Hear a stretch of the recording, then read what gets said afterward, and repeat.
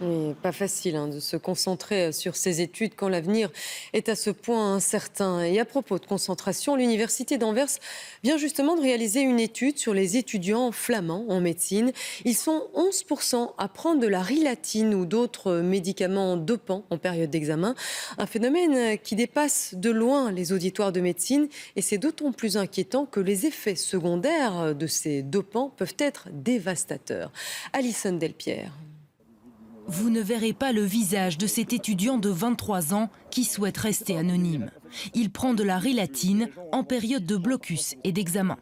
C'est un petit peu au feeling, quand tu sens que tu commences vraiment à avoir du mal, qu'il te reste juste une nuit pour boucler plusieurs chapitres et que c'est un peu la course-poursuite, à ce moment-là, j'en prends une et ça aide. Diagnostiqué pour de légers troubles de l'attention, il a légalement accès à ce médicament. Loin d'en avoir besoin au quotidien, il s'en sert donc pour améliorer ses performances et sa concentration. Et il n'est pas le seul, ses amis lui en demandent également. C'est pas bien, mais j'ai déjà dépanné une ou deux rilatines à un ou deux amis qui en fin de session on pouvait plus et qui me disaient je peux essayer, j'en peux plus, et qui se disaient bien en fait ça marche. Ça ne t'aide pas à étudier à proprement parler, faut pas croire que c'est une pilule miracle, mais ça a plus un effet de je ne me sens plus fatigué ou plus autant fatigué qu'avant, je prends un petit peu de confiance en moi. C'est pas pour rien qu'on appelle parfois cocaïne légale. En effet, la rilatine est un dérivé d'amphétamine, un calmant destiné aux enfants et jeunes adolescents hyperactifs, mais sa prise dépasse largement ce cadre.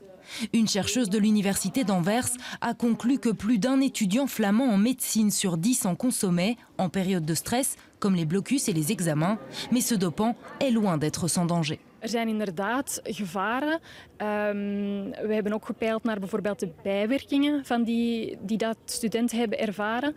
En daaruit blijkt dat toch wel een aanzienlijk deel van de studenten ernstige bijwerkingen vertoont, zoals bijvoorbeeld hartkloppingen, slapeloosheidproblemen. En dat zijn natuurlijk zaken waar we niet licht kunnen overgaan. La perte d'appétit fait également partie des effets secondaires et des problèmes de dépendance peuvent même apparaître. Si j'en prends pendant une semaine, une par jour, je sens bien que je dors plus, que j'ai des sautes d'humeur, ça reste un produit chimique. Il peut y avoir aussi, en fonction des quantités, si vous en consommez longtemps de grosses quantités, une dépendance qui peut s'installer avec des problèmes de tolérance. Donc ça veut dire augmenter les quantités pour avoir le même résultat.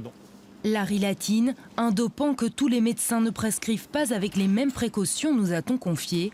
Mais il faut être conscient que cette pilule soi-disant miracle se revend également sous le manteau entre étudiants.